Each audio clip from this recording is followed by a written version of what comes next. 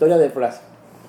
Me la pusieron difícil, pero también significa de que las cosas fueron hechas muy bien, porque yo voy a la iniciativa de traerlo aquí a las cámaras. Donde yo voy, me pregunta, ay, ¿por qué no apareció? ¿Por qué no sale tu amigo Emilio Lebro? Que los diálogos que tienen ustedes dos son magníficos. Pero esa gente me preguntan de todas las esferas sociales, la gente común, la gente de la alta, voy a un taxi, voy a una peluquería, en todos los lugares siempre añoran que yo tenga a Emilio Lebro como contertulio. Pues para complacer a esas solicitudes lo tengo aquí. Emilio, ¿cómo te parece que tu debut y tu continuidad en la televisión ha gustado mucho, no? Yo creo que eso es más el producto de un afecto que tú tienes, de nuestro afecto en común, que de una realidad, pero desde luego estamos aquí, vamos a hablar. Vamos a hablar de esto. Como hablamos tú y yo siempre. Sí, sí, hay un tema que es muy recurrente para mí y para ti también, porque los dos tenemos tal vez la misma cualidad, que hemos sido hombres de tertulia, de tener amigos, muchos amigos. Yo esto lo tengo desde Cartagena, desde muchacho. Y tú prácticamente convives con mucha gente de grupos, ¿me entiendes?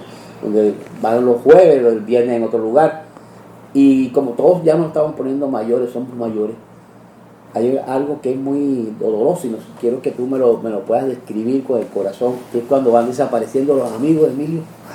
Mira, un estudio que se hizo en la Universidad de Harvard, que duró entre un grupo numeroso de personas, que duró 45 años el estudio, demostró que los que menos se enfermaban, el grupo de personas que menos se enfermaban y más tiempo duraron, ellos eran aquellos que conservaban las amistades. O sea que la amistad, el tener un vínculo afectivo constante con una persona que tú puedas llamar un amigo, es la mejor medicina que tú tienes para la vida, para todo tipo de enfermedades.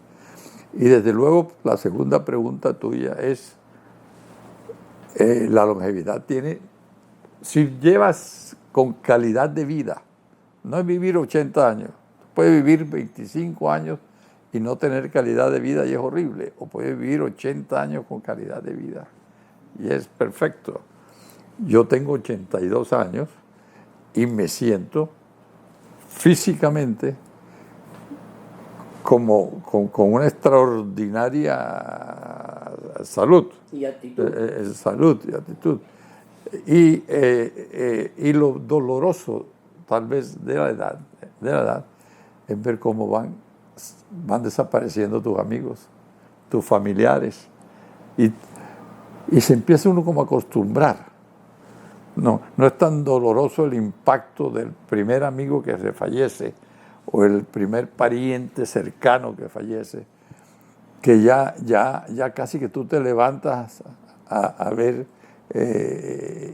quién de tus amigos, a la edad que uno tiene, quién de tus amigos va a abandonarte en esta vida. Bien. Y otra pregunta también sobre el mismo tema. De este tema podemos hablar infinito. ¿No tienen reemplazo o sí? Cada persona es un mundo, ¿no? Y uno está lleno de mundos. Ajá. Tú tienes el amigo alegre, el amigo juguetón, el amigo borrachín, el amigo que tienes que controlarlo, el amigo controlable, el amigo deportista, el amigo serio. Y eso hace parte. Eso hace parte de la amistad. Sí, Uno de los grandes triunfos de la vida, pienso yo, y un trofeo para la persona que llega a esa situación del jubilado, vamos a hablar del jubilado, es que tenga esa actitud de amigo. O sea que, como ya no va a trabajar, sino que va a vivir de la pensión, tener la posibilidad de tener ese tiempo para compartir con los amigos. Es una maravilla, porque da la casualidad que las personas cuando se jubilan, hay muchos que son solitarios, que no tienen contacto, que no saben qué hacer con las horas, porque a veces hasta la misma esposa le dice, ay, no vas a salir todavía aquí. Yo pienso que es un triunfo de la vida una persona que tenga esa ¿cómo te diré? Esa gracia que le da la misma existencia, de tener compañeros para participar, para jugar ajedrez, para encontrarse, para charlar, para ir de pesca. Para el hombre la edad más peligrosa, más dolorosa que existe, que tiene que afrontar, es la edad de la jubilación, porque deja de producir. Y las estadísticas demuestran que la mayor depresión de los hombres se encuentra en el hombre jubilado. Cuando el hombre se jubila, que ya deja de producir, que se siente un mueble viejo en el hogar, y depende de la situación económica, porque si la situación económica no es la más favorable, lo empiezan a maltratar. Vete a trabajar, ves a hacer algo, aquí no hay nada, esta casa está jodida. Y empiezan a echarle la culpa, porque acuérdate que nosotros vivimos en una sociedad donde el hombre es el productor y la mujer, normalmente, la mujer es la del hogar. La mujer trabaja en el hogar, la mujer cuida el hogar, cuida a los hijos, cuida a los nietos, mientras el hombre tiene que producir los dineros de subsistencia. Y como no todo el mundo se jubila y recibe una jubilación, sino que mucha gente simplemente sale de la oferta laboral y por su edad no consigue más trabajo, se enfrenta a una situación extremadamente difícil que causa depresión y muchas veces una soledad, porque se convierte en un mueble viejo. No, y empiezan las peloteras en el hogar, con los hijos, con la esposa, con los parientes, porque aquí no llegó el recibo, no sé qué. Un estorbo, se convierte en un estorbo. Bueno, ahora la otra pregunta, que es muy común escucharla, yo quiero escuchar tu respuesta. ¿Todo tiempo pasado fue mejor? Bueno, eso es como un partido de fútbol. ¿Cuál es la mejor jugada? ¿Cuándo es lo mejor? Pues depende. Cada uno. Seguimos ahora, porque... Bueno, luego en esta segunda parte vamos a dar la parte nostálgica, esa parte de recuerdo, y vamos a hablar, como somos personas activas, que parece mentira, yo creo que yo trabajo más ahora que antes, y tú también tienes muchos negocios, eres un hombre múltiple. Vamos a hablar ahora de la realidad de lo que vivimos, la cotidianidad, ¿verdad?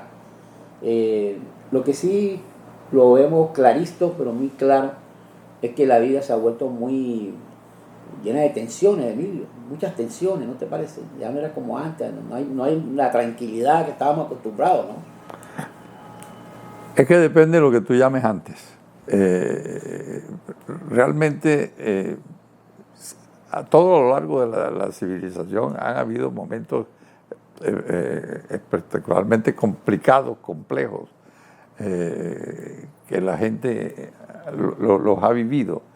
Y cada momento trae su afán, cada momento trae su presión, trae su angustia, sí, exacto. O sea que no se puede decir que lo de antes era mejor, ¿no? A mí me tocó la época, por ejemplo, de la crisis de los misiles cubanos en los Estados Unidos, cuando el mundo estaba listo para entrar en una guerra nuclear, cuando venían los barcos con los misiles de Rusia para llegar a Cuba, que los Estados Unidos se enfrentó y mandó toda su armada. Y acababan de tirar la bomba atómica en el año 45. O sea que ya estaba muy de cerca la visión de 800,000 muertos en Japón para acabar la guerra mundial, para acabar la Segunda Guerra Mundial.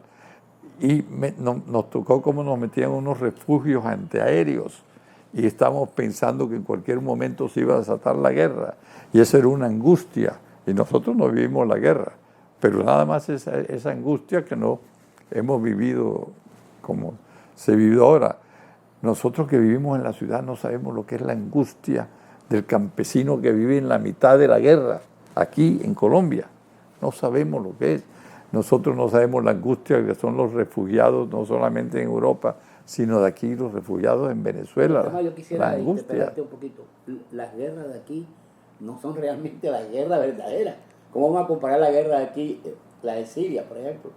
O esas guerras que están en esos países que son verdaderas guerras, que los de aquí son guerritas. ¿O no crees tú? Sí, no, bueno, sí, también en los sí, sectores, sí, también en los sectores, lo que tú dices, no es lo mismo estar en el Caquetá, que está Putumayo por allá, sí, estar acá.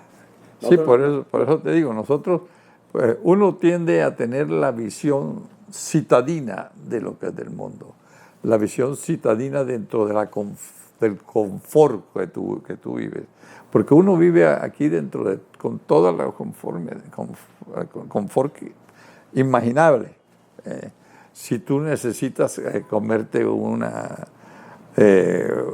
buen plato de sancocho, pues coges un carro y está 3 minutos. Si necesitas recoger a tu hijo en el colegio, tu hijo está ahí a la vuelta de la esquina. Ahí lo recoge un bus en el peor de los casos.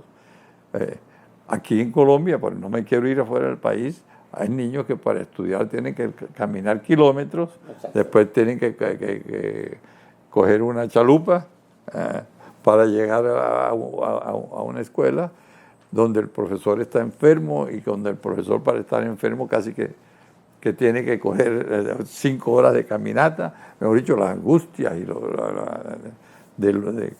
que vive una inmensa parte de la población, no es nada con la mentalidad y la visión que nosotros tenemos de lo que es una angustia. Bueno, yo viví en una Cartagena, hice un libro con ese nombre, fíjate, Cuando la vida era una fiesta.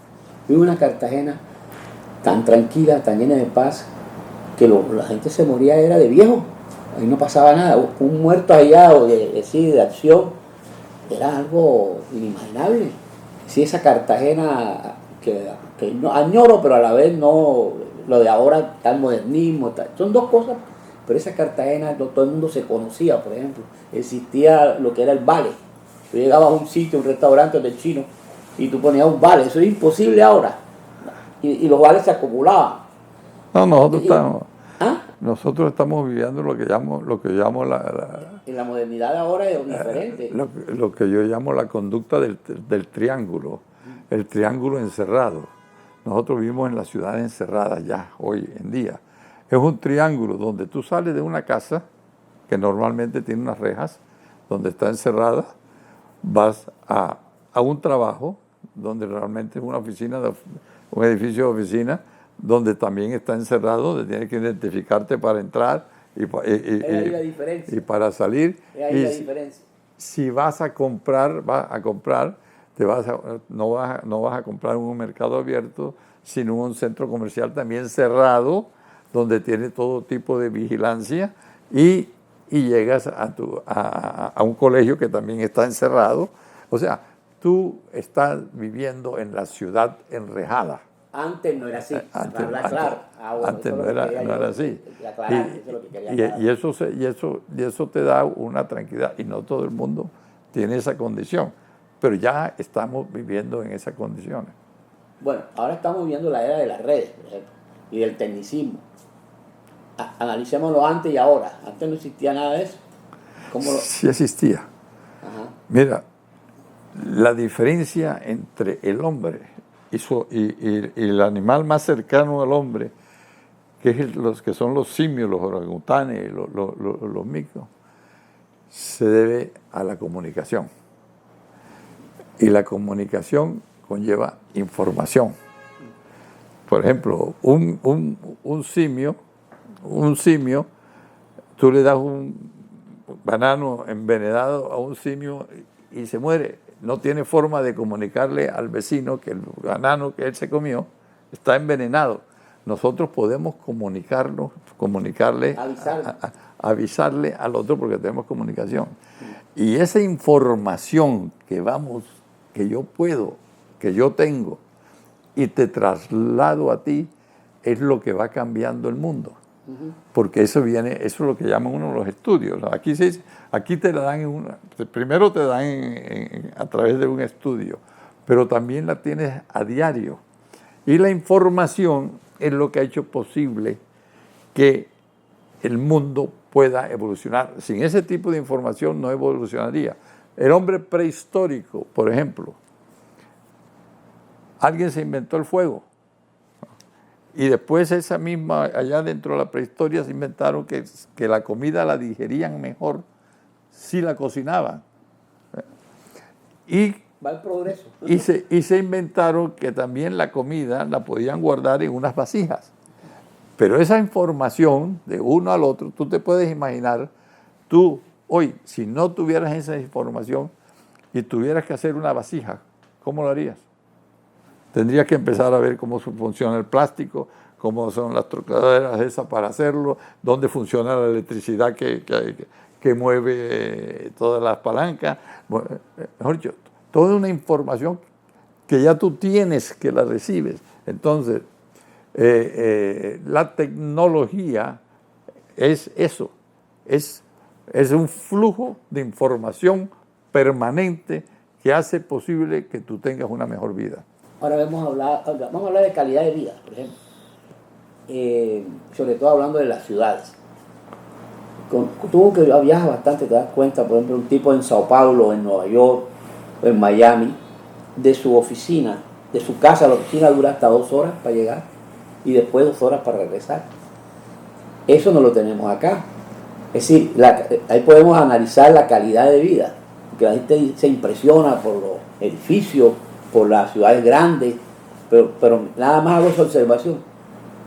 Y después seguimos. Bueno, en el caso mío, una de las personas más importantes que yo he conocido, sin duda, fue Miguel Dominguín, por lo que representaba. Que toreó con Manolete cuando lo mató el toro. Y estuvo al lado de Manolete cuando estaba agonizando. Y le dijo Manolete, no veo, y murió delante de él. Fue amigo íntimo de Picasso, padrino de su hijo Miguel Bosé. Ernest Hemingway lo seguía por todas las plazas. Fue el amante de Miroslava, que se mató por él. María Félix le quitó a la mujer a Francinata a Wagner. O sea, un personaje de leyenda que yo tuve oportunidad de tratarlo y traerlo a Colombia. Yo lo traje para el Reinado de Belleza. Y la señora Teresa Pizarro me dijo, tú tienes que andar con él, imagínate yo andando con él. Y la cosa que me impresionó mucho fue cuando él me dijo, cuando él iba a casar con Franco, con el Arísimo Franco, que era el dictador más importante de la época. Y él me decía que Franco era una persona que a veces no se le resistía la mirada, era tan fuerte la mirada que había que hacer así. Eso me decía Luis Miguel Dominguín. Y me contó una anécdota interesante de lo que es el poder. Resulta que habían unos reos que iban a matar en Burgos. Y entonces en todo el mundo el Papa y todos los presidentes que no los mataran, que le conmutaran la pena por cadena perpetua.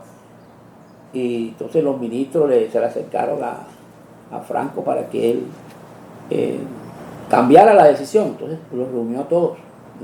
Están todos los ministros ahí. Ministro de Minas, ¿usted qué opina? No, generalísimo, yo pienso que cada uno iba diciendo que eso era muy malo para el país, porque eso era un escándalo muy grande. Después que los escuchó, fue a un teléfono y llamó al presidio donde estaban los reos de Burgos. ¿A qué hora es la ejecución? Dice, a las 6 de la mañana. Lo ejecutan a las 4 y cerró. Eso es lo que quería decirte yo de personajes más importantes que yo he conocido en mi vida, ¿no? Que tú dijiste, tú has conocido a muchos también. Sí, pero ese que tú dijiste, Carlos Gerard Trepo, yo quiero atribuir algo más, además de lo que tú dijiste, que puso a dormir a la gente con el reloj. ¿Cómo fue la historia esa? Recuérdamela. Sí, una historia que se recuerda por la autoridad que él representaba. Sí, puso a la gente que... Hoy en día yo me imagino un presidente diciendo, son las 8 menos 5 minutos, a las 8 está todo el mundo durmiendo. Así lo dijo en la televisión. Y a las 8 no había nadie en la calle. Bueno, es un hombre de una autoridad total. Una pregunta que tiene kriptonita, Emilio. Vamos a ver cómo me la responde. Los descendientes de ese personaje, por ejemplo, ¿Qué opinas tú? No, ninguno tuvo la cualidad, ni siquiera se le acercaba, los descendientes de él, ya tú sabes de quién estoy hablando. Estoy hablando de Carlos Lleras de la Fuente, que es Sí. a quien yo conocí, que era un hombre muy capaz, muy inteligente, nunca tuvo vocación de político, no desapareció del mapa, y a mí me parece que eso es interesante e importante, que ojalá fuera así, porque uno de los grandes problemas que tenemos nosotros aquí es la herencia monárquica que ejercen los presidentes, donde van heredando hijos y nietos la presidencia de Colombia, y todos se sienten con la capacidad, con la condición de ser presidente, como lo hemos visto aquí con los Pastrana, con los Santos, con los Holguín, con los Pérez, con los Laureano Gómez. Todos han sido presidentes o candidatos a la presidencia. Así que a mí me parece saludable eso, que no sea así. Bueno, ahora sí hay una pregunta, vamos a aterrizar ya la era actual, en este momento, Barranquilla. Vamos a aterrizar en Barranquilla. ¿Tú sí crees que son efectivos y reales toda esa cantidad de odio que se está escuchando de Barranquilla? No son exagerados. El mejor vividero, el éxito lo ponen como un ejemplo hasta en la América Latina. ¿Hasta qué dimensión podemos darle a la Barranquilla de ahora? Yo creo que Barranquilla se ha desarrollado y se ha desarrollado bastante por una serie de circunstancias, ¿no? Primero que todo, que tuvo una especie de planificación en la época de Honenberg. Honenberg planificó por primera vez, hubo una planificación sobre el uso de la valorización y sobre algunas vías como el malecón, el corredor de carga, y los arroyos, desde luego, que desde hace tiempo han estado en la mente. Vino Elsa Noguera, que de una u otra forma, como una buena economista, sacó a la ciudad, que se encontraba en un entuerto económico que lo llevó a la 550, que es una ley de quiebra, y cogió y saneó las finanzas públicas. Después vino un constructor como lo es el Alechar, que planificó, construyó, y debido a sus influencias y su conocimiento con Bogotá y su amistad con el vicepresidente, logró que buena parte de los dineros de Bogotá vinieran a Barranquilla para poder invertirlos, como los invirtió en unas obras que requería la ciudad. Y Barranquilla está cogiendo un impulso asombroso en una ciudad que se acostumbró a vivir en la decadencia por muchos años. Cuando a principios de los años 30 éramos ejemplos de servicios públicos, éramos ejemplos urbanos de la ciudad, con el viejo Prado, con las buenas obras, con la ciudad portuaria, y que cogió un impulso que después se opacó, lo ha recuperado nuevamente, y yo sí creo que hay una ciudad pujante. Qué interesante radiografía, y yo totalmente de acuerdo, ¿sabes? Pero entonces viene esta pregunta. Ahora viene Jaime Pumarejo, aparentemente va a ser el alcalde. ¿Habrá una continuidad, o tú crees que este muchacho va a ser una continuidad, pienso yo, ¿no? A favor de la ciudad, por supuesto. Pues a ver, Pumarejo, Elsa Noguera, Alechar, son la misma generación. No solamente son la misma generación, sino es un mismo equipo. Un equipo que ha venido trabajando en forma conjunta desde hace varias décadas. Han venido trabajando en forma conjunta, y los acompañado de ellos por un grupo de personas que seguramente entrarán a la administración de Pumarejo y le dan el mismo impulso que ha venido siguiendo antes. Bueno, esta pregunta sí es difícil, pienso yo. Vamos a ver, Emilio, cómo la vas a contestar. ¿Sí está gobernando el presidente Duque? ¿Ya? ¿O tú piensas que apenas está arrancando? ¿Cómo miras tú este gobierno, francamente, pero francamente con el corazón? Mira, este gobierno yo lo veo que ha recorrido dos etapas. Los primeros 6 meses era el espejo retrovisor, que todo lo malo que estaba pasando era culpa del gobierno anterior. Cuando yo ese relato del gobierno anterior ya empezó a decaer, se inició el relato de Venezuela. Y entonces nosotros estamos ahora en el proceso de cómo le resolvemos los problemas a Venezuela. Por ejemplo, el narcotráfico que nace en Colombia. Porque aquí es el narcotráfico. Aquí, Colombia es el primer productor de cocaína que hay en el mundo. Se nos ha nosotros ahora, hemos decidido decir que el problema de Venezuela es que Venezuela es un país de narcotraficantes. Y está preocupado ahora con la guerrilla que está en Venezuela cuando la guerrilla es de nosotros. Lo que hay que preguntarle es cómo dejamos nosotros que esa guerrilla se vaya a Venezuela, si es que está en Venezuela. Entonces no hay gobierno. O sea, pero en eso no hay gobierno. O sea que ese relato de guerra, esa agenda de que estamos que tenemos que tener una guerra contra alguien, que es la agenda del miedo, yo creo que hay que pasar la página y hay que empezar a enfrentar los primeros grandes problemas que hay en Colombia. Y el problema grande que estamos afrontando en Colombia se llama la desigualdad social y económica que estamos viviendo los colombianos. Caramba, eso que estás diciendo tú, en este programa hemos estado de acuerdo en todo y en esto también, eso que estás diciendo tú es la verdad. Yo creo que ya es hora de que el presidente vea lo real, los problemas nuestros aquí, que son tan grandes, voluminosos y no distrayendo, porque esto parece que fue una distracción, ¿no? De lo que está pasando. Aquí nos han metido el cuento del castrochavismo. El castrochavismo, eso ya no existe. El comunismo dejó de existir. En el mundo global el comunismo ya no existe. El socialismo tampoco existe. Eso tuvo su razón de ser, tanto el comunismo y el socialismo, a principios de siglo, cuando Karl Marx, y era cuando empezaron las fábricas a funcionar, que no habían digamos, leyes laborales, y había una explotación del trabajador, y el comunismo tuvo una razón de ser. Ya nosotros lo que tenemos que darle es oportunidad a la gente, pero la oportunidad de la gente la hace el Estado. ¿Cómo lo hace el Estado? ¿Cómo haces tú para balancear esa desigualdad?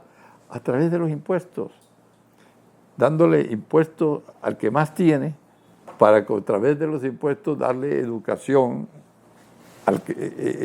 educación y salud, bueno, para que puedan progresar. Como hay una segunda parte, después de este programa, quiero hacerte una pregunta final.